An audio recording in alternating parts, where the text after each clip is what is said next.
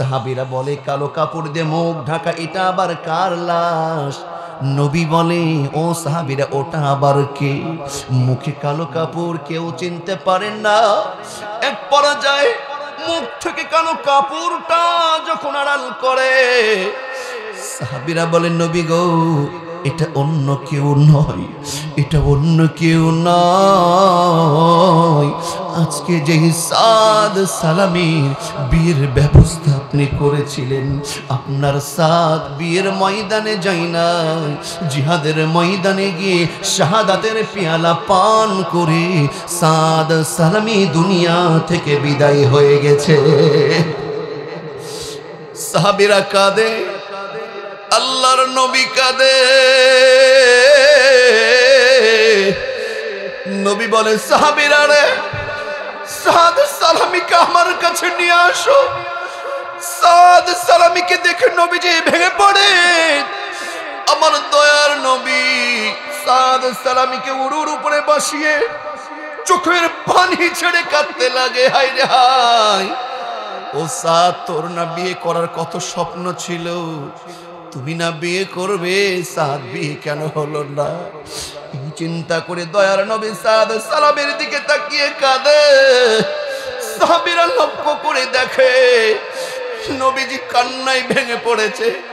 কিছুক্ষণ পরে আল্লাহর নবী প্রথমে কাঁদলেন, কিছুক্ষণ পরে নবী যখন সাহাবীরা দেখলেন নবীজি কাঁদতে কাঁদতে সাদ সালামের দিক থেকে মুখটাকে অন্যদিকে ঘুরিয়ে ফেললেন।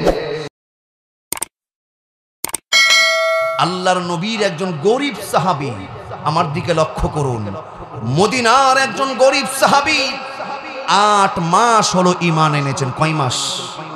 আওয়াজ দিয়ে বলুন, কয় মাস? 8 মাস হলো ঈমান এনেছেন। এই সাহাবীর নাম হলো হযরত সাদ সালামী রাদিয়াল্লাহু তাআলা। নাম কি? এই সাদ সালামী রাদিয়াল্লাহু তাআলা নবীর কাছে বসে থাকে, খালি কোরআন তেলাওয়াত শুনে। 8 মাস হলো ঈমান এনেছে, কোরআন তেলাওয়াত এত শুনে নবীজি বলে ও সাদ রে, তুমি যে খালি এইখানে মসজিদে বসে থাকো, যাও ব্যবসা বাণিজ্য রিজিকের ব্যবস্থা করো। সাদ সালামী 8 মাস হলো ঈমান এনেছেন। দেখতে কুচকুচে কালো, দেখতে অত্যন্ত ব্যাঠা দরদের, আমার তার চেহারাটা কদাচার। এই সাদ সালামী ঠোঁটগুলো মোটা মোটা, চেহারাটাও খুব একটা সুন্দর না, অসুন্দর। দেখুন ঈমান তাদের কেমন। নবী বলছে সাদ, খালি এখানে বসে থাকলে চলবে, তোমার খাবার রিজিকের দরকার হবে না। সাদ সালামী রাদিয়াল্লাহু, নবী গো, আপনি যখন কোরআন তেলাওয়াত করেন, আপনার কোরআন তেলাওয়াত আমাকে এমন ভাবে টানে, এমন ভাবে আকর্ষণ করে, এমন ভাবে চুম্বকের মতন টানে, আমার সমস্ত ক্ষুধাগুলো নিবারণ হয়ে যায়। নাম কি? আল্লাহর নবীর সাহাবী গভীর মনোযোগ দেবেন। হযরত সাদ সালামী রাদিয়াল্লাহু তাআলা মদিনার সময় 8 মাস হলো ঈমান এনেছে। অত্যন্ত কুচকুচে কালো, কিন্তু ঈমানটা ছিল সবার চাইতে ভালো, বলে মারহাবা। এই সাদ সালামী নবীর কাছে বসা আছে। একদিন নবীর সামনে কান্নায় ভেঙে পড়েছে। আল্লাহর নবী বলে সাদ রে, তোমার চোখে পানি কেন? সাদ সালামী বলে ইয়া রাসূলুল্লাহ, আমি ঈমান এনেছি, 8 মাস হয়েছে, কিন্তু নবী গো, এখনো পর্যন্ত একটা সুন্নাত আমি আদায় করতে পারছি না। মদিনার কত মুসলমান, কত পুরুষ সুন্নাতটা আদায় করেছেন। নবী গো, এই সুন্নাতটা আপনিও আদায় করেছেন, আপনি করেছেন, কিন্তু নবী এই সুন্নাতটা আমার চেহারার জন্য আমি আদায় করতে পারিনি। মদিনার কেউ তো রাজি হয় না। আল্লাহর নবী বলে সাদ, তুমি কোন সুন্নাতের কথা বলছো? আমি বুঝে ফেলেছি, সাদ তুমি বিয়ে করবে। সাদ সালামী রাদিয়াল্লাহু তাআলা ডাক দেয়া বলে, মদিনার এমন কোনো মেয়ে নাই, মদিনার এমন কোনো মেয়ের বাবা নাই যে আমার সঙ্গে বিয়ে দেবে, কেউ বিয়ে দিতে চাই না। নবীজি বলছে ও সাদ, বুঝেছি তোমার মনে বিয়ের স্বাদ জেগেছে। যুবক ভাইরা দেখবেন যখন একটু বয়স হয়ে ওঠে, বিয়ের এখনো ফুলই ফুটে নাই, কিন্তু যদি বলে খেলে বিয়ে করবি, অনেক সময় চাচারা দাদারা জ্বালায়, তোর বিয়ে দিয়ে দিতে হবে। ও কিন্তু মনে মনে বলে দিবে না, কিন্তু দিয়ে দিলে তো ভালোই হতো। বিয়ের একটা আলাদা মজা আছে না নাই? দরদের আমার শোনুন, এটা আল্লাহর পক্ষ থেকে স্বামী স্ত্রীর একটা মহাব্বত, একটা নিয়ামত। আমার দিকে গভীর মনোযোগ দেন। আল্লাহর নবী বলে, সাদ রে, আমি বুঝেছি তুমি বিয়ে করবে, তোমার বিয়ে হবে, তোমার বিয়ে হবে। সাদ সালামি রাদিয়াল্লাহু তাআলা বলে, ইয়া রাসূলুল্লাহ, ইয়া হাবিবাল্লাহ, মদিনার কেউ তো আমার চেহারা দেখে বিয়ে করে না, আমার চেহারাও কালো, আমার পকেটের অবস্থাও নাই ভালো।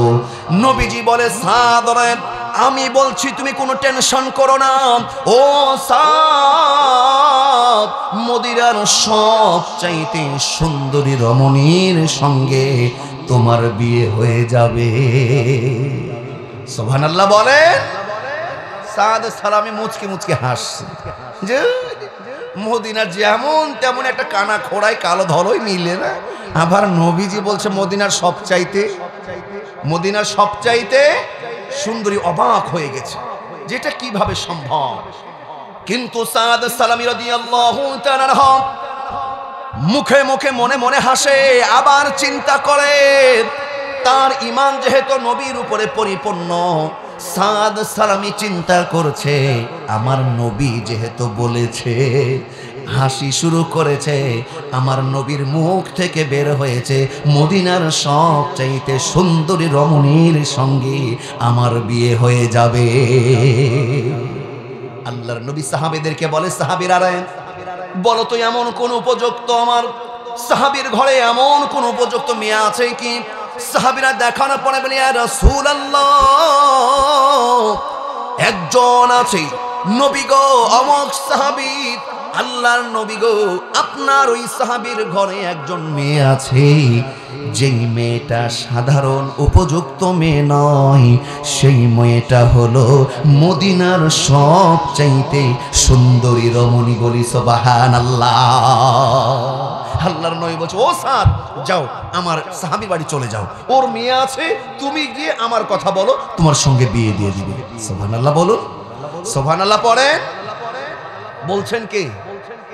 নবী বলছেন। সাদ সালামি চিন্তা করছে, সর্বনাশ। বলছে, সাদ সালামি এবার তো বিয়ে করেই ছাড়বে, ওই চিন্তা করছে, দেখছি।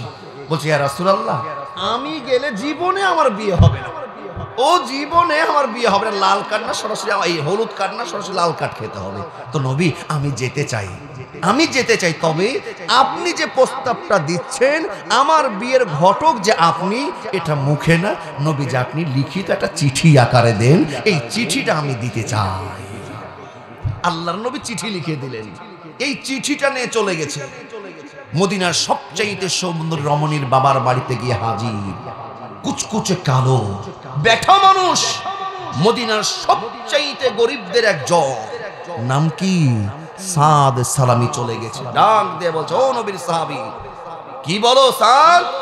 বলছে, এই যে সুন্দর রমণীর বাবার কাছে বলছো, নবীর সাহাবী, নবীজি দিয়েছে চিঠি, চিঠিটা পড়ো আর সিদ্ধান্ত দ্রুত তুমি কার্যকর করো। চিঠিটা হাতে নিয়ে সাহাবী একবার চিঠি পড়ে, আর একবার সাহাবের দিকে তাকায়, আর একবার চিঠি পড়ে, আর একবার সাহাবের দিকে দেখে। সর্বনাশ, ঘটনা কি? এ তো একেবারে দুর্বল, একেবারে কালো, পকেটের অবস্থাও না ভালো। চিন্তা করছে, আমার মেয়ে মদিনার সবচাইতে সুন্দরী, এর সাথে বিয়ে হবে, আমার মেয়ে কি রাজি হবে? চিন্তায় পড়ে গেল। এবার সুন্দর রমণীর বাবা বলছে, ও সাদ, নবীজি যেহেতু চিঠি পাঠিয়েছে, এই চিঠিটাকে আমি আমার মাথার তাজ মনে করে গ্রহণ করলাম। বলি আল্লাহু আকবার। তবে সাদ, বিয়ে করবে তো আমার মেয়ের এইখানে একটা মতামত নেওয়ার দরকার আছে না নাই? আওয়াজ দিয়ে বলুন, আছে না নাই? সাদ, তুমি অপেক্ষা করো, আমার মেয়ের আমি মতামতটা নিতে চাই, তার সিদ্ধান্ত আমি জানতে চাই। আপনি একটু বলুন তো, আপনার এই এলাকায় খেয়াল করুন, ঈমান কাকে বলে? শুধু মুখে মুখে ঈমান, দাড়ি ছেড়ে হজ করলে ঈমানদার হয়ে যায়? আপনি বলুন, আপনার এই ডোমার থানার সবচাইতে একজন ঈমানদার, একজন নামাজি বা মসজিদের ইমাম সাহেব হতে পারে, কিন্তু গরিব, কদাচার, দেখতে অসুন্দর, এই ব্যক্তিটা ইমানের দিকতে সবচাইতে ভালো যদি হয়, এই হুজুর সহ বড় হুজুর, আমি ছোট হুজুর সহ যত হুজুর আছে, আমরা ৫-৭ জন মিলে আপনার এই মনে করেন যে আপনাদের নীলফামারী জেলার এমপির কাছে যদি যাই, এমপির মেয়ের জন্য যদি বলি যে ভাই এমপি সাহেব, আমি সহ হুজুরদেরকে নিয়ে যদি যাই যে এমপি সাহেব, এই ডোমার থানার এই ছেলেটা মুয়াজ্জিনি করে, অত্যন্ত ভালো, অত্যন্ত ভালো, দেখতে ভালো না, টাকা পয়সা ভালো না, কিন্তু ইমান অনেক ভালো, এমপি সাহেব আপনার মেয়ের সাথে আমাদের হুজুরের বিয়েটা দেন। আচ্ছা বলুন তো, শুধু জামাইয়ের মাথায় বাড়ি আছে নাকি যারা ঘটক আমরা গেছি আমাদেরও খবর আছে? আমাদেরও খবর আছে না? বলছে হুজুরের কিছু বলি, তোদেরকে জাকাত ফেতরা দিয়ে আবার মেয়ের সাথে বিয়ে, হোটলি এখান থেকে। বলবে কি বলবে না? কেন বলবে? কেন বলবে? তার বলবে হলো কারণ হলো আমাদের দেশের নেতা নেত্রী, আমার দেশের কোটিপতি বিজনেসম্যানরা দুনিয়া আখিরাতের চাইতে এই দুনিয়াটাকে বেশি প্রাধান্য দিয়েছে, আখিরাতকে দুনিয়ার কাছে বিক্রি করে দিয়েছে। কথা বলুন ঠিক না বেঠিক? দনদিরা আমার খেয়াল করুন, মদিনার সবচাইতে ধনী পরিবার, মদিনার সবচাইতে সুন্দরী রমণীর এবার সিদ্ধান্ত কি শুনুন। যখন এই কথা বলে দরদির আমার, এবার মদিনার সবচাইতে সুন্দরী রমণীর বাবা চলে গেছে তার মায়ের কাছে। মাকে বলেছে, মা তো ফায়ার হয়ে গেছে, বলো কি? আমার মেয়ে সবচাইতে সুন্দরী, চলো চলো আমরা আমাদের মেয়েটাকে ধরি, মেয়ের কাছে জানবো। এবার বাবা মা ডাক দেয়া বলে, কলিজার টুকরা মেয়ে, তুমি আমাদের অনেক আদরের, তুমি আমাদের অনেক কলিজার অনেক প্রিয়, তুমি মদিনার সবচাইতে সুন্দরী রমণীদের একজন, কিন্তু একটি প্রস্তাব এসেছে, যিনি ঘটকতালি করেছেন তিনি আর অন্য কেউ নয়, তিনি হলেন আখিরি জামানার পয়গম্বর নবী, দো জাহানের বাদশাহ, রাহমাতুল লিল আলামিন, বিশ্ব নবী মুহাম্মদুর রাসূলুল্লাহ সাল্লাল্লাহু আলাইহি ওয়াসাল্লাম। বলি সুবহানাল্লাহ। ও মা, বিশ্ব নবী একজন পাত্র পাঠিয়েছে, কিন্তু সেই পাত্রটা অত্যন্ত কালো, দেখতে অসুন্দর, দেখতে কুচকুচে কালো, ইনকাম নাই ভালো। আমরা এখন জানতে চাই, নবীর পাঠানো এই পাত্রটাকে তুমি বিয়ে করতে রাজি আছো না নাই? যদি আপনাদের এই ডোমার থানার নীলফামারীর কোনো সুন্দরী মেয়ে হয়, তার কাছে গিয়ে যদি বলা হয় সুন্দরী, সবচাইতে সুন্দরী ডোমার, যদি বলা হয় আমাদের এক হুজুর আছে, ইমাম সাহেব আছে, গরিব মানুষ, কালো মানুষ, দেখতে হুজুরের মতন, অত্যন্ত কালো, দেখতে কত ভালো না, যদি বলে মা এই ভালো ছেলেটাকে তুমি বিয়ে করো, আপনি প্রস্তাব নিয়ে যাবেন, আমাদের এই নীলফামারীর এই দেশের অধিকাংশ মেয়ে আছে, তারা বলবে হুজুর ওকে বিয়ে আপনি করেন, আমার করার দরকার নেই। ঠিক না? বিয়ে করবে? সহজে বিয়ে করবে না। তবে রাবিয়া বসরির মতন এইরকম অসংখ্য আবেদা নারী দরদি বাংলাদেশে এখনো আছে। কথা বলুন ঠিক না বেঠি? যারা চেহারা দেখে নয়, চাকরি দেখে নয়, তারা আদর্শ দেখে বিয়ে করে। কথা বলুন ঠিক না বেঠি?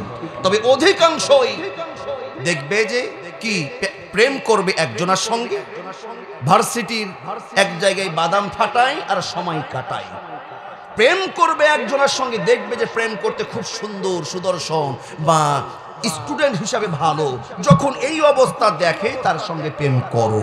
বিয়ে করার সময় করবে সব কিছু ছাড়ো, 65 বছরের বুড়া টাকলা হলেও সরকারি চাকরি, তাকেই বিয়ে করো।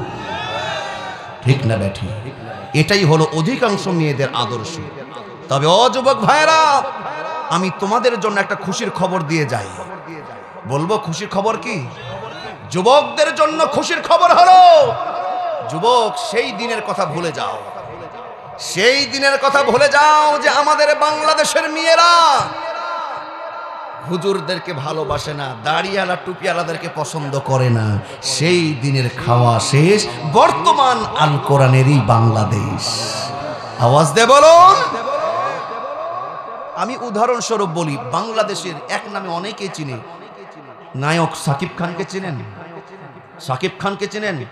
মন থেকে ভালো মেয়েগুলো সাকিব খানকে বেশি ভালোবাসে নাকি মিজানুর রহমান আজহারিকে বেশি ভালোবাসে? আওয়াজ দে বলুন। নাকি ডিপজলকে? কেন ভালোবাসে? কোরআনের জন্য, ইসলামের জন্য। এখন মেয়েরাও বুঝতে শিখেছে শুধু চেহারা নয়, আদর্শ, আমল, সুন্নাত, ঈমান, আমল আছে যার ঘরে, সংসারে, তার ঘরে সুখী সংসার আছে তার। কথা বলুন ঠিক না বেঠিক? আমার বাবাজিরা খেয়াল করুন, মদিনার সবচাইতে সুন্দর রমণীর বাবা এবার ডাক দেয়া বলছে, মা বলো বলো তোমার সিদ্ধান্তটা কি?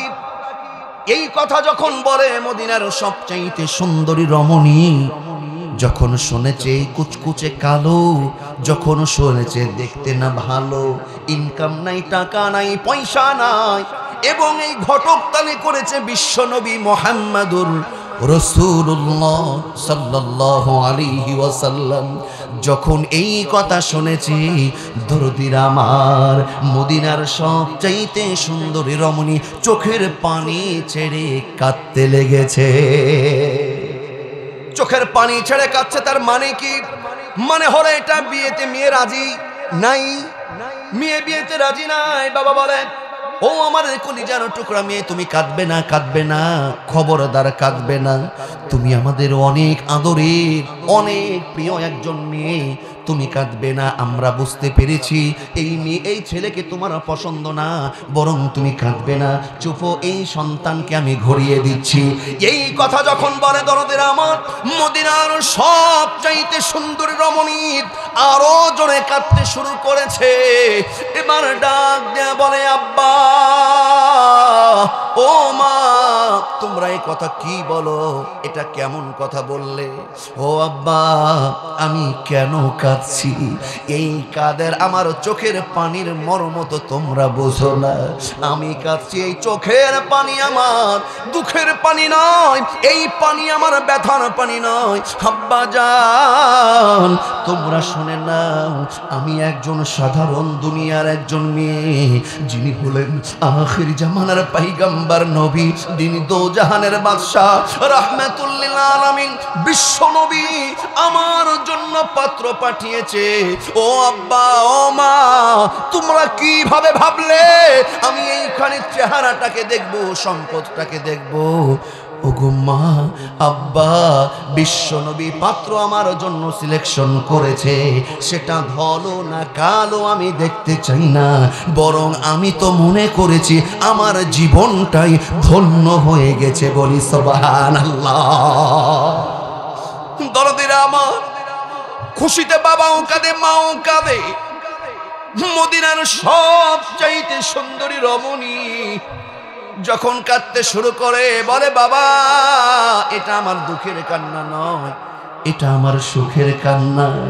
এবার বাবা সাদ সালামীকে ডেকে বলছে, ও নবীর সাহাবী শোনো, আমার মেয়েও রাজি, আমরাও রাজি, যাও যাও তুমি মহারানা নিয়ে আসো, আমার মেয়ের সঙ্গেই তোমার বিয়ে হয়ে যাবে। সুবহানাল্লাহ বলেন। কষ্ট হচ্ছে? শেষ করে দিব? হ্যাঁ, কষ্ট হচ্ছে? দরদিরা আমার খেয়াল করুন, কালো সাহাবী সাদ সালামী এক দৌড় দিয়ে বিশ্ব নবীর কাছে চলে গেছে। নবীকে ডাক দেয়া বলে, ইয়া রাসূলুল্লাহ, ইয়া হাবিবাল্লাহ, নবী গো, আপনি দোয়া করেছেন, আপনি প্রস্তাব পাঠিয়েছেন, আমার বহু দিনের স্বপ্ন, জল্পনা, কল্পনা আজকে বাস্তবায়নের পথে গেছে। বলি সুবহানাল্লাহ। নবী গো, মদিনার সবচাইতে সুন্দরী রমণী তো রাজি হয়ে গেছে, তার বাবা মদিনার সবচাইতে ধনী রাজি হয়ে গেছে। নবী গো, এখন বিয়ে কাজী নিয়ে যার কথা বলা হয়েছে, কিন্তু নবী মহারানা লাগবে, আমার কাছে তো মহারানা নাই। সাহাবী বলছে নবী মহারানা আপনি দেন। বিয়ে করবে সাহাবী বলছেন নবী মহারানা আপনি দেন, আপনি তো জানেন আমি গরিব মানুষ।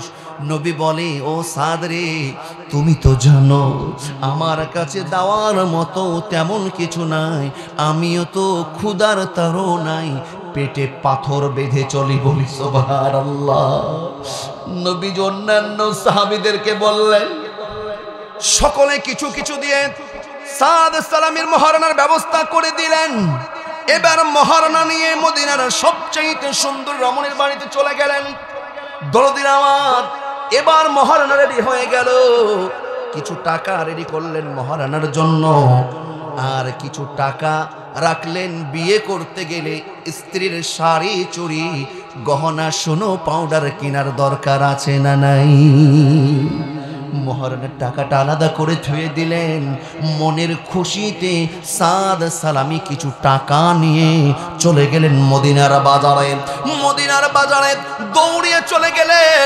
মদিনার বাজারে গিয়ে দোকানদারকে বলে আমাকে আমার স্ত্রীর জন্য সোনো দাও, পাউডার দাও, বিয়ের শাড়ি দাও, গহনা দাও। ঠিক এই রকম ভাবে সাদ সালামি মদিনার বাজারে কেনাকাটা শুরু করেছে। ঠিক সেই সময় সাদ সালামি মদিনার আকাশে বাতাসে একটি আওয়াজ শুনতে পেয়েছে। কে যেন ডাক দিয়ে বলে ও নবীর সাহাবীরা তোমরা কে, কোথায় আসো? আল্লাহর নবী জিহাদের ডাক দিয়েছে, তোমরা এই মুহূর্তে দলে দলে জিহাদের ময়দানে ছুটে আসো। শুধু মুখে ইমান ইমান বললে চলবে না। সাদ সালামি কেমন ইমানদার দেখেন।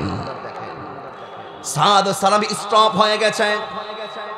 সাদ সালামি চিন্তা করছে একদিকে বিয়ে আর একদিকে নবীর পক্ষে জিহাদ। সাদ সালামি চিন্তা করছে আমার বহুদিনের স্বপ্ন, বিয়ে করতে যাব মদিনার সবচাইতে সুন্দরী রমণীকে। সাদ সালামি স্টপ হয়ে গেলেন, মাথাটা নত করলেন। তার ভিতর থেকে সিদ্ধান্ত আসলো বেঁচে থাকলে জীবনে অনেক বিয়ে করতে পারবো, কিন্তু জিহাদের ময়দানে আল্লাহ না চাইলে যেতে পারবো না। কথা ঠিক না বেঠি? সাদ সালামি রাদিয়াল্লাহু তাআলা দোকানদারকে বলে ও দোকানদার ভাই, আমার বিয়ের বাজারের দরকার নাই, আমি বিয়ের বাজার নেব না, এইগুলো ঘুরিয়ে দেন, বরং এই টাকা দিয়ে আমাকে একটা তরবারি দেন এবং একটা ঢাল দেন। আমি স্ত্রীর মায়া ত্যাগ করে আল্লাহ রাসূলের মায়া ত্যাগ করার জন্য, দ্বীন ইসলাম প্রতিষ্ঠার জন্য আমি বিয়ের ময়দানে নয়, এই মুহূর্তে আমি জিহাদের ময়দানে যেতে চাই। সাদ সালামি সোনো পাউডার শাড়ি গহনা না নিয়ে একটা তরবারি নিলেন, ঢাল নিলেন, কিছু টাকা ধার করে এইগুলো নিয়ে জিহাদের ময়দানে ছুটে গেলেন। দরদির আমার জিহাদ করতে করতে অসংখ্য কাফের মুশরিকদেরকে কচু কাটা করে করে জাহান্নামের চৌরাস্তায় পাঠিয়ে দেয়। যুদ্ধ করতে করতে এক পর্যায়ে নবীর সাহাবী সাদ সালামি রাদিয়াল্লাহু তাআলা সেই নিজেও শাহাদাত বরণ করে দুনিয়া থেকে বিদায় নেয়। বলি সুবহানাল্লাহ। দরদিরা আমার এই সাদ দেখুন দেখুন আল্লাহর রাস্তায় জীবন দেওয়ার কারণে কি আশ্চর্য আল্লাহ পুরস্কারের ব্যবস্থা করলেন। দরদিরা আমার সাদ সালামির বিয়ের ঘন্টা বেজেছিল। জিহাদের ময়দানে হয়তো নবীজি জিহাদ ময়দান থেকে বিতাড়িত করবে, এই জন্য সাদ সালামি একটা কালো কাপড় দিয়ে মুখটাকে ঢেকে নিয়েছিলেন। কালো কাপড় পরে যুদ্ধ করছিলেন, তার লাশ পড়ে আছে। সাহাবীরা বলে কালো কাপড় দিয়ে মুখ ঢাকা, এটা আবার কার লাশ? নবী বলে ও সাহাবীরা ওটা আবার কে? মুখে কালো কাপড়, কেউ চিনতে পারেন না। এক পর্যায়ে মুখ থেকে কালো কাপড়টা যখন আড়াল করে সাহাবীরা বলেন নবী গো এটা অন্য কেউ নয়, এটা অন্য কেউ নয়, আজকে যে সাদ সালামীর বিয়ের ব্যবস্থা আপনি করেছিলেন, আপনার সাদ বিয়ের ময়দানে যাই নাই, জিহাদের ময়দানে গিয়ে শাহাদাতের পেয়ালা পান করে সাদ সালামী দুনিয়া থেকে বিদায় হয়ে গেছে। সাহাবীরা কাঁদে, আল্লাহর নবী কাঁদে। নবী বলে সাহাবীরা রে সাদ সালামীকে আমার কাছে নিয়ে আসো। সাদ সালামীকে দেখে নবীজি ভেঙে পড়ে। আমার দয়ার নবী সাদ সালামীকে উড়ুর উপরে বসিয়ে চোখের পানি ছেড়ে কাঁদতে লাগে, হায় রে হায়, ও সাদ তোর না বিয়ে করার কত স্বপ্ন ছিল, তুমি না বিয়ে করবে, সাদ বিয়ে কেন হলো না? এই চিন্তা করে দয়ার নবী সাদ সালামের দিকে তাকিয়ে কাঁদে। সাহাবীরা লক্ষ্য করে দেখে নবীজি কান্নায় ভেঙে পড়েছে। কিছুক্ষণ পরে আল্লাহর নবী প্রথমে কাঁদলেন, কিছুক্ষণ পরে নবী যখন সাহাবীরা দেখলেন নবীজি কাঁদতে কাঁদতে সাদ সালামের দিক থেকে মুখটাকে অন্যদিকে ঘুরিয়ে ফেললেন। দরদিরা আমার নবীজি প্রথমে কাঁদলেন, 2 নম্বরে কিছুক্ষণ পরে নবীজি হাসলেন। এই সাদকে দেখে কাঁদতে কাঁদতে আবার হেসে দিলেন। 3 নম্বরে সাদ সালামের দিক থেকে নবীজি মুখটা এইভাবে কেন যেন ঘুরিয়ে ফেললেন। সাহাবীরা অবাক হয়ে গেল, ডাক দেয় বলে ইয়া রাসূলুল্লাহ, ইয়া হাবিবাল্লাহ, আমরাও কাঁদছি সাদের জন্য, আপনিও কাঁদছেন নবী গো, ও নবী, কিন্তু আপনি সাদের জন্য কাঁদলেন কাঁদলেন কাঁদলেন, আবার কেন মুখটা আপনি হাসিতে পরিণত করলেন, কেন হাসলেন? আমরা তো সবাই কাঁদি। 2 নম্বরে আচরণ করলেন। 3 নম্বর নবী গো আপনি কাঁদলেন হাসলেন হাসলেন, কিন্তু নবী সাদ সালামের দিক থেকে মুখটা কেন আপনি অন্য দিকে ঘুরিয়ে ফেললেন? বলি সুবহানাল্লাহ। দরদিরা আমার নবীজি কয়টা আচরণ করলেন? আরো জোরে, জোর হলো না। 3টা আচরণ করলেন। প্রথমে কাঁদলেন, তারপরে হাসলেন, তারপরে সাদের দিক থেকে মুখটা অন্যদিকে ঘুরিয়ে ফেললেন। আচ্ছা বলুন তো, কাঁদলেন কেন, হাসলেন কেন, মুখটা অন্যদিকে ঘুরিয়ে ফেললেন কেন? গুরুত্বপূর্ণ 3টা সমাধান আছে না নাই? শুনবেন? আমার তো 10 মিনিট চলে যাবে, কষ্ট হচ্ছে নাকি? শুনবেন?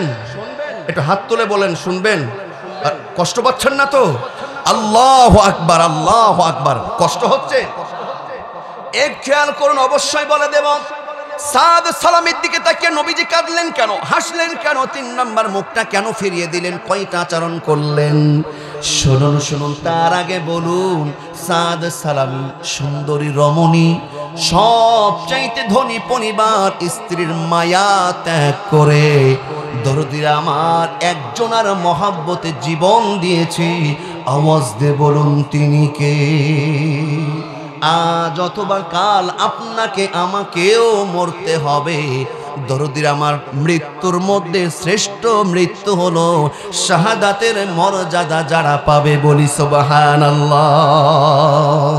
মরতে হবে যখন শহীদি মরণ দিও আমাকে। সবাই মরতে হবে যখন শহীদি মরণ দিও আমাকে। শাহাদাত জানি শুধুই জীবন, শাহাদাত জানি শুধুই জীবন, সে জীবন দিও আমাকে। মরতে হবে যখন শহীদি মরণ দিও আমাকে।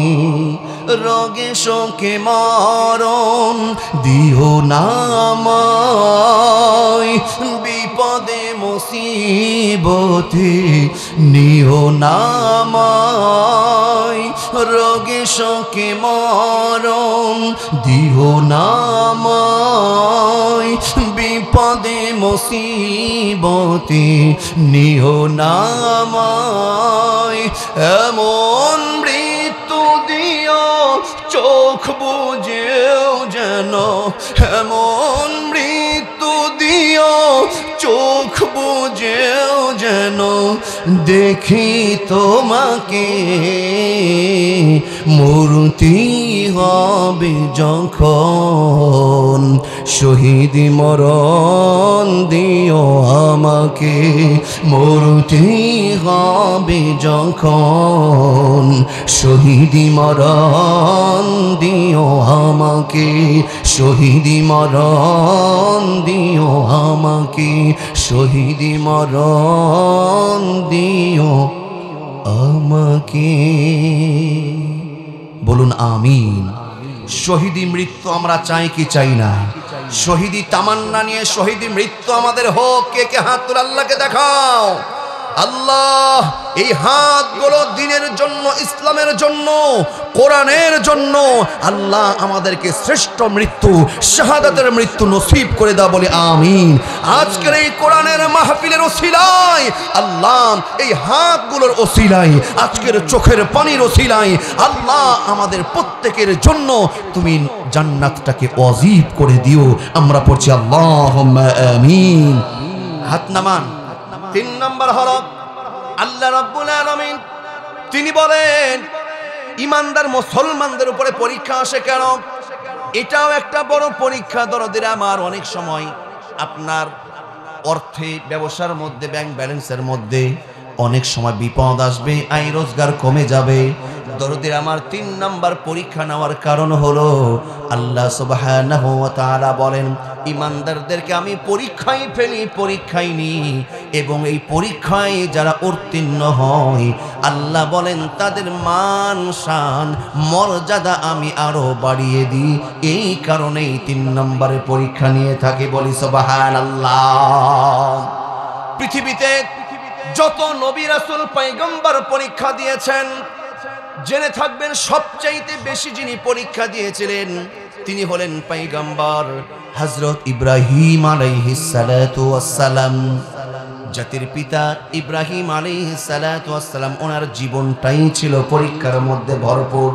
আমি ব্যাখ্যায় যেতে চাচ্ছি না, উনি প্রত্যেকটা পরীক্ষায় ফার্স্ট ক্লাস, ফার্স্ট পাস করেছেন। ইব্রাহিম পয়গম্বরের সবচাইতে বড় পরীক্ষা ছিল দরদিরা আমার তাওহীদের দাওয়াত দেওয়ার কারণে নমরুদের আগুনের অগ্নিকুণ্ডে ইব্রাহিম নিক্ষিপ্ত হয়েছিল। কথা ঠিক না বেঠি? তারপরেও পয়গম্বর ইব্রাহিম আলাইহিস সালাতু ওয়াস সালাম পরীক্ষায় উত্তীর্ণ হয়েছিলেন। তার হাবিব বিশ্ব নবী পরীক্ষার মধ্যে যখন পড়লেন, সাহাবীরা মুসলমানরা যখন পরীক্ষার মধ্যে পড়লেন, দরদিরা আমার আল্লাহর নবীকে আল্লাহ পাক স্মরণ করিয়ে দিচ্ছে, ও হাবিব ও ইযিবতালা ইব্রাহিম রাব্বুহু বিকালিমাতিন ফাআতাম্মাহুন ক্বালা ইন্নী জাঈলুকা লিন-নাসি ইমামা। চিৎকার করে বলি আল্লাহু আকবার। আল্লাহ পাক বলেন, ও হাবিব আপনি জাতির পিতা ইব্রাহিমের কথা স্মরণ করুন, পয়গম্বরের কথা স্মরণ করুন। পয়গম্বরকে অসংখ্য পরীক্ষা নেওয়া হয়েছিল। পয়গম্বর ইব্রাহিম প্রত্যেকটা পরীক্ষায় ফার্স্ট ক্লাস ফার্স্ট পেয়েছে, আর পরীক্ষায় পাস করার কারণে আল্লাহ বলছেন তার মান সম্মান ইন্নী জাঈলুকা লিন-নাসি ইমামা। আল্লাহ বলেন তাকে আমি জাতির জন্য ইমাম বানিয়ে দিয়েছি, নেতা বানিয়ে দিয়েছি। বলি সুবহানাল্লাহ। জাতির পিতার নাম কি? সবাই বলেন জাতির পিতার নাম কি? জাতির পিতা কি এমনি হওয়া যায়? জাতির পিতা হওয়ার জন্য যোগ্যতা কত বছর? 1 বছর। জি মাশাআল্লাহ। জাতির পিতা হওয়ার জন্য কিছু যোগ্যতা থাকা লাগে। দরদিরা আমার, এই সম্মান মুসলিম জাতির নেতা হওয়ার জন্য এই সম্মান, এই গুণ যোগ্যতা অর্জন করেছেন ইব্রাহিম আলাইহিস সালাম। এই জন্যই আল্লাহ পাক ওনাকে জাতির মুসলিম জাতির পিতা বানিয়ে দিয়েছেন। বলি না আল্লাহু আকবার। ইমাম মানে কি? ইমাম মানে নেতা। ইমাম মানে কি? নেতা। ইমাম মানবেন তাকে, এলাকার, সমাজের, রাষ্ট্রের নেতা হতে হলে নেতা হওয়ার জন্য যোগ্যতা থাকা লাগে চারটি। কয়টি? আওয়াজ দিয়ে বলুন কয়টি? পয়গম্বরের মধ্যে এই চারটা যোগ্যতাই ছিল। গভীর মনোযোগ দেবেন। যাকে পার্লামেন্টের নেতা বানাবেন, এলাকার মেম্বার, চেয়ারম্যান, এমপি, মন্ত্রী, যাকে আপনি সমর্থন করবেন, নেতা হওয়ার জন্য কোরআনী চারটা বৈশিষ্ট্য তার মধ্যে দেখবেন। নাম্বার 1, 1 নম্বর হলো অবশ্যই মুসলিম জাতির নেতা হতে হলে 1 নম্বর তাকে কিন্তু মুসলমান মুমিন হওয়া লাগবে। মুসলমানদের নেতা কোনো বেঈমান মুশরিক হতে পারে না। কথা বলুন ঠিক না ব্যাটি? আমি আলোচনা করছি, আপনারা কি কষ্ট পাচ্ছেন? কি শেষ করে দিব নাকি কথা রাত হয়ে গেল? না বলেন, শেষ করে দিব? আর 10-15 মিনিট লাগবে। আলোচনা শেষ করবো না এখনই শেষ করবো? দরদির আমার, তাহলে আমরা এখন দুয়ার দিকে গিয়ে যাব। আল্লাহ পাক কোনদিন কবুল করলে নবীজি 3টা কাজ করলেন। নবীজি কাঁদলেন, হাসলেন, নবীজি মুখটা ফিরিয়ে ফেললেন। এই 3টা কি শুনবেন? অনেকে অভিযোগ করবেন, জি আমি বলে যাব, আগেই কথা দিয়েছি, একটু ধৈর্য সহকারে বসেন, গুরুত্বপূর্ণ কথাটা শোনেন। নেতা মানবেন তাকে, সমর্থন দিবেন তাকে। আপনার একটা ভোট শুধু ভোট নয়, এটা একটা আমানত, এটা একটা সমর্থন। আপনি নেতা মানবেন তাকে। মুসলমানদের জন্য নেতা হওয়ার জন্য যোগ্যতা দেখবেন কয়টি? 4টি। 1 নম্বর হলো অবশ্যই মুসলমান হতে হবে। 2 নম্বর হলো মুত্তাকি হওয়া লাগবে। মুত্তাকি মানে হলো যার দিলে আল্লাহর ভয় নয়, সে কিন্তু মুত্তাকি হতে পারে না। জাতির কপাল পড়েছে তখন বেমুত্তাকি রাষ্ট্রের দায়িত্বে গেছে যখন। কথা বলুন ঠিক না ব্যাটি? এতিমের সম্পদ লুণ্ঠন করে বেগম পাড়ায় বাড়ি বানায়, খাটের নিচে তেল ভরে রাখে। এতিম অসহায়, রাষ্ট্রের জনগণের খবর নাই। এই জন্য যার মধ্যে আল্লাহর ভয় থাকবে, আল্লাহর কাছে জবাবদিহিতার ভয় থাকবে, সে হলো মুত্তাকি। এই মুত্তাকি ব্যক্তিকে দেখবেন, তাকে সমর্থন করবেন, নেতা হিসাবে গ্রহণ করবেন ইনশাআল্লাহ। 3 নম্বর হলো দরদের আমার, নেতা হওয়ার জন্য 3 নম্বর গুণ হলো, 3 নম্বর কোয়ালিটি হলো নেতা হিসাবে সমর্থন করবেন তাকে যার মধ্যে আদলের বৈশিষ্ট্য গুণ থাকবে। আদল কাকে বলে? যিনি ন্যায়, ন্যায়, নীতিবান, নিষ্ঠা, সুষ্ঠু বিচার ফাইসালা করে যিনি, তাকে আপনি সমর্থন করবেন নেতা করে। বলি সুবহানাল্লাহ। আদল বিচারের বিষয়ে যিনি উঁচু নিচু দল মত নির্বিশেষে সুষ্ঠু বিচার করবে, এই রকম নেতাকে আপনি নির্বাচন করবেন। 4 নম্বর হলো মুসলিম জাতির নেতা হওয়ার জন্য 4 নম্বর যেই কাজটা করতে হবে দরদিরা আমার, এই কাজটা হলো এমন ব্যক্তিকে নেতা আপনি মানবেন যে ইমানি পরীক্ষা দিয়ে বাতিলের সামনে মাথা নত করেনি, ইমানি পরীক্ষা দিয়ে উত্তীর্ণ হয়েছে, এই রকম ইমানদারকে নেতা হিসাবে গ্রহণ করতে হবে। জাতির পিতা হযরত ইব্রাহিম আলাইহিস সালাতু ওয়াস সালাম জীবনটাই ছিল পরীক্ষার মধ্যে ভরপুর। দরদিরা আমার, খুশি হয়ে আমার আল্লাহ ইন্নী জাইলুকা লিন্নাসি ইমামা, তাকে জাতির পিতা নেতা বানিয়ে দিয়েছেন। বলি সুবহানাল্লাহ। দরদিরা আমার খেয়াল করুন, বলছিলাম আল্লাহর নবী বিশ্ব নবী মুহাম্মদুর রাসূলুল্লাহ সাল্লাল্লাহু আলাইহি ওয়াসাল্লাম সাদ সালামী রাদিয়াল্লাহু তাআলা আনহু সাদের দিকে তাকিয়ে চোখের পানি ছেড়ে কাঁদে। কাঁদতে কাঁদতে নবীজি আবার হেসে দেয়। সাহাবীরা বলেন, নবী আপনি কাঁদলেন আবার হাসলেন কেন? প্রশ্ন আছে না নাই? এইখানে শহীদ হয়ে গেছে সাহাবী, আপনি কেন হাসছেন? নবীজিকে তৃতীয় প্রশ্ন করে সাহাবীরা বলে, ইয়া রাসূলুল্লাহ, ইয়া হাবিবাল্লাহ, নবী গো আপনি কাঁদলেন, হাসলেন, কিন্তু দেখলাম সাদ সালামীর দিক থেকে মুখটা অন্যদিকে ফিরিয়ে দিলেন কেন? তিনটা অ্যানসার নবীজি বলেন, সাহাবীরা তোমরা শোনো, আমি সাদকে দেখে কান্নায় ভেঙে পড়লাম। কারণ হলো এই সাদ তার কত জল্পনা কল্পনা ছিল, সুন্দর একটা বিয়ে করবে, বিয়ের একটা সুন্নাত সে অর্জন করবে। তার অনেক দিনের জল্পনা কল্পনা, একটা বড় স্বপ্ন ছিল, বিয়ের সেই দ্বার প্রান্ত থেকে আল্লাহর রাসূল আমার মহাব্বতে এই সাদ বিয়ের ময়দান থেকে ফিরে এসে আল্লাহর রাস্তায় জীবন দিয়ে শাহাদাত বরণ করে দুনিয়া থেকে বিদায় নিয়েছে। আমি সাদ সালামীর কথাটা যতবার মনে করেছি, আমার চোখের পানি আমি ধরে রাখতে পারি নাই।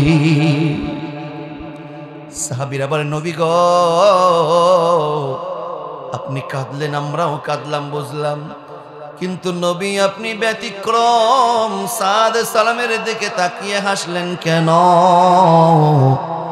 আল্লাহর নবী বলে, সাহাবীরা শোনো শোনো, আমি কাঁদতে কাঁদতে হাসলাম, তার কারণ হলো দুনিয়ার একজন সুন্দরী রমণীর মায়া ত্যাগ করে আল্লাহ রাসূলের জন্য সাদ সালামী যখন নিজের জীবনটাকে উৎসর্গ করে দিয়েছে, আমার আল্লাহ এত বেশি খুশি হয়েছে, সাদ সালামীর জন্য জান্নাতি হুরগুলো আল্লাহ বরাদ্দ করে দিয়েছে।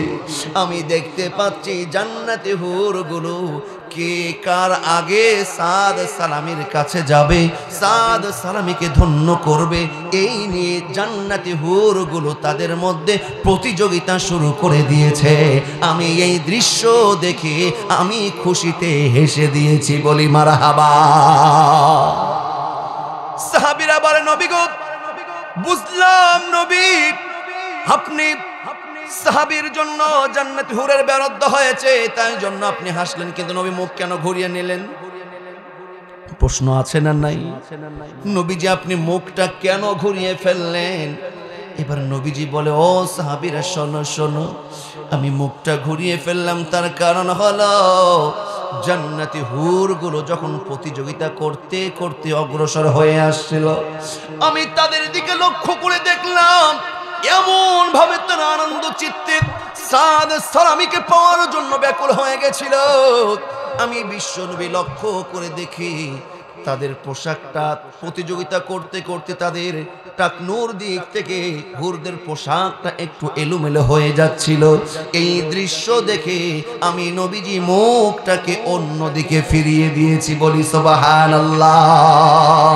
আল্লাহর জন্য, আল্লাহ রাসূলের জন্য, ইসলাম কায়েমের জন্য, কোরআন প্রতিষ্ঠার জন্য যদি প্রয়োজন হয়, দরদিরা যারা জান দেয়, মাল দেয়, বিনিময়ে আল্লাহ পাক তাদেরকে জান্নাতি বানিয়ে দেয়, বলি সুবহানাল্লাহ।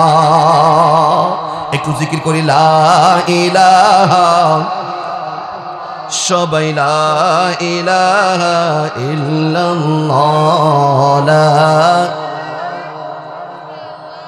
লা ইলাহা ইল্লাল্লাহ, লা ইলাহা ইল্লাল্লাহ, লা ইলাহা ইল্লাল্লাহ, লা ইলাহা ইল্লাল্লাহ, মুহাম্মাদুর রাসূলুল্লাহ সাল্লাল্লাহু আলাইহি ওয়াসাল্লাম। আমার মায়েরা বোনের অসংখ্য আছেন, অনেক সময় পরিবারে কখনো খেয়ে থাকবেন, না খেয়ে থাকবেন, কখনো সুখে থাকবেন, কখনো দুঃখে থাকবেন। মনে রাখবেন এইগুলো একটা পরীক্ষার অংশ। ওয়ালানাবলুওয়ান্নাকুম বিশাইইম মিনাল খাউফ ওয়াল জু' ওয়া নাকসিম মিনাল আমওয়াল ওয়াল আনফুসি ওয়াস সামারাত। পরীক্ষা মনে করে ওয়াবাশশির সাবিরিন, ধৈর্য ধারণ করবেন, আল্লাহ পাক আপনার জন্য সহজ ব্যবস্থা করে দিবে, বলি সুবহানাল্লাহ। এই যে সামনে সমাগত শীত আসছে, ঠিক না ব্যাঠিক? গরমের সময় তো ফজরে মুসল্লি পাওয়া যায় না, শীতের সময় ফজরেও নামাজে মুসল্লি নাই, এর সাথেও কমে যাবে, ঠিক না ব্যাঠিক? ও দরদের আমার, এই কোন শীতের মধ্যে নামাজ কি ছেড়ে দেওয়া যাবে? নামাজ কি ছেড়ে দেওয়া যাবে? তারাই খাঁটি ইমানদার মুমিন হিসেবে গণ্য হবে। এই কোন শীতের মধ্যেও এই পরীক্ষাকে উপেক্ষা করে এশা এবং ফজর যারা জামাতের সাথে নামাজ পড়বে, এক কথায় 5 ওয়াক্ত নামাজ যারা ছাড়বে না, এরাই তো খাঁটি ইমানদার মুসলমান ছাড়া অন্য কিছু হতে পারে না। কথা বলুন, ঠিক না ব্যাঠিক? দরদির আমার, তাহলে আমরা 5 ওয়াক্ত নামাজ পড়ব, হালাল ইনকাম করব, হালাল ভাবে জীবন যাপন করব, কোরআনের পক্ষে, ইসলামের পক্ষে, আলেম ওলামাদের পক্ষে ততদিন থাকবো, এই দেহে প্রাণ যতদিন রাখবো ইনশাআল্লাহ। আল্লাহ পাক আমাদেরকে কবুল করুন। এই মাদ্রাসা আপনাদের এলাকা, এই মাদ্রাসা যারা পেরেছেন 3 দিনে যতটুকু পেরেছেন আপনারা সহযোগিতা করেছেন, আজকেও যতটুকু সম্ভব করেছেন, দরদির আমার এই মাদ্রাসার হাজতগুলো যতটুকু আপনারা পূরণ করবেন ইনশাআল্লাহ। খোঁজ খবর নেবেন। আমরা ইনশাআল্লাহ এখন দোয়ার দিকে গিয়ে যাব। জি আলহামদুলিল্লাহ, একটু বসবেন, সমাপনী বক্তব্য দিয়ে আমরা শেষ।